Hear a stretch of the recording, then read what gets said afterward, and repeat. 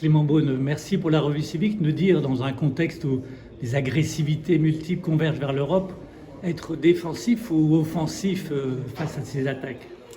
L'Europe ou l'Union européenne devra se défendre d'un certain nombre d'attaques ou d'agressions, non pas au sens militaire, mais par exemple au sens commercial, que sans doute l'administration Trump utilisera à son égard. Nous l'avons vécu aussi dans le premier mandat de M. Trump. Et donc il faudra qu'on soit sans faiblesse, sans naïveté, par exemple pour protéger nos marchés contre des taxes qui pourraient nous pénaliser, répliquer quand il le faudra sur certains intérêts économiques fondamentaux pour montrer que l'Europe est une protection pour nos entreprises, pour nos industriels, pour notre économie et notre société.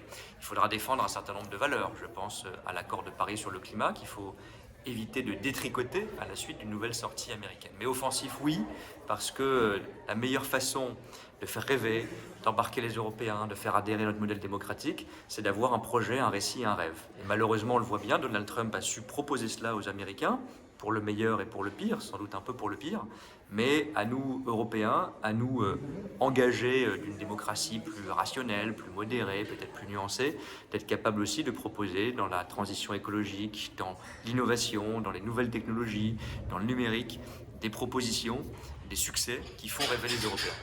Alors, faire puissance pour l'Europe, c'est votre mantra, j'allais dire, depuis quelques années. Simplement, on voit que pour faire face à l'agression russe en Ukraine, les États-Unis peuvent faire défaut à la défense de l'Ukraine.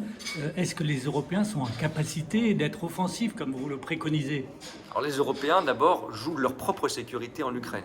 Donc ça n'est pas anecdotique, c'est une nécessité vitale pour l'Europe, j'en suis convaincu, de défendre les intérêts de l'Ukraine face à l'agression russe, de défendre les positions militaires, et puis peut-être un jour, mais aux conditions que les Ukrainiens décideront, de négocier souverainement pour la paix.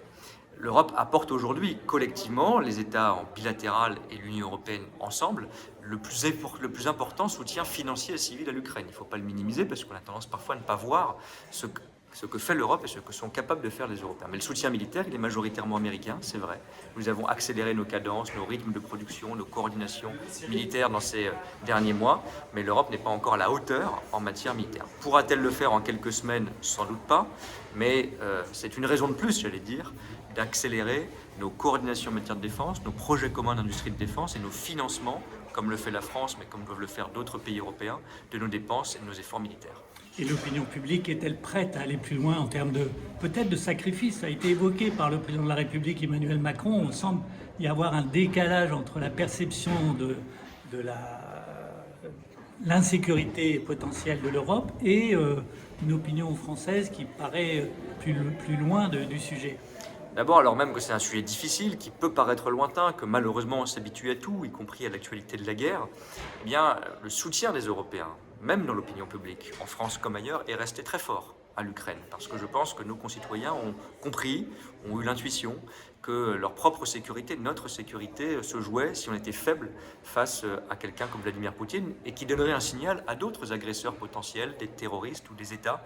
Toute faiblesse européenne est exploitée par ceux qui nous veulent du mal sur notre modèle ou sur notre terrain. Donc je trouvais qu'au contraire, il y avait quand même un soutien qui restait très fort. Mais bien sûr, il faut l'expliquer. Il faut expliquer que dépenser de l'argent dans un moment budgétaire difficile, investir davantage dans nos armées, dans notre sécurité pour l'Ukraine et pour faire face à d'autres menaces, c'est un investissement concret, c'est un investissement utile. Que quand on ne le fait pas, eh bien on peut donner un signal. Si Vladimir Poutine avait gagné en Ukraine en quelques semaines, où serait-il aujourd'hui? Peut-être aurait-il cherché à envahir d'autres pays en Europe. Notre propre territoire ou nos propres intérêts seraient encore plus directement sans doute en jeu.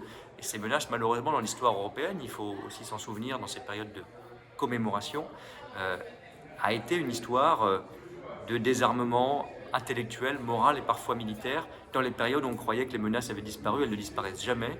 Et s'il y a une forme de bienfait à la crise, c'est que Vladimir Poutine nous a rappelé que notre effort de défense était une assurance vie pour la France et pour l'Europe qui n'était pas un luxe. Clément Beaune, merci beaucoup. Merci à vous.